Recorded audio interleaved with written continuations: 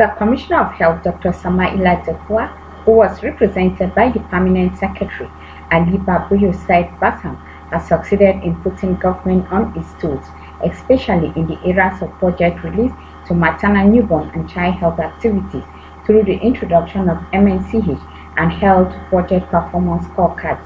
Dr. Samaila Dekwa noted that government is working towards improving its core health indices, as can be seen in its policies and programs.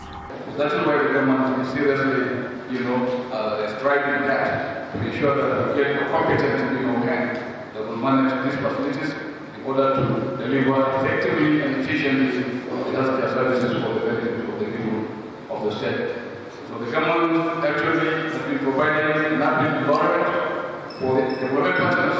We are all aware that the government has provided all the facilities that attract this kind of, in collaboration. So the government is always looking for a collaborator who will come with a good mission like yours. Given a brief on Evidence for Action E4A program, including introduction to the Global Public Goods (GPG), the program director, Marlene Velikov, said the program is out to increase women's access to health, noting that at the moment the state MNCH indices are still low.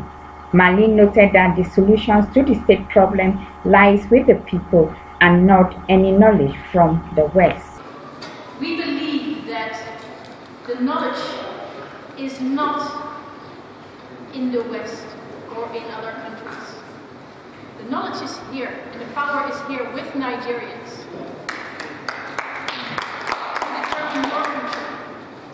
You have the expertise.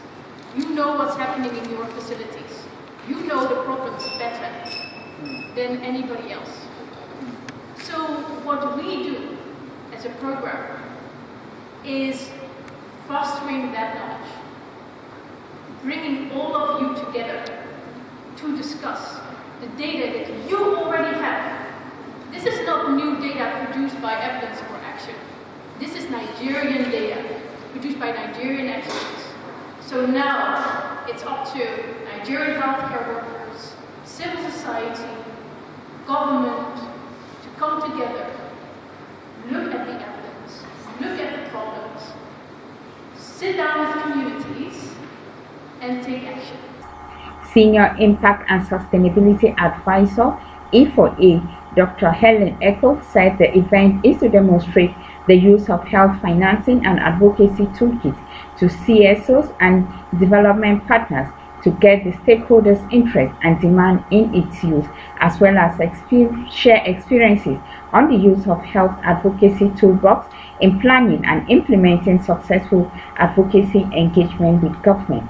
There were presentations on how to develop a health budget scorecard, use of public participation tool, how to analyze budget performance, and 6 steps advocacy handbook, as well as a panel of discussion. Elizabeth Carr, BATV News.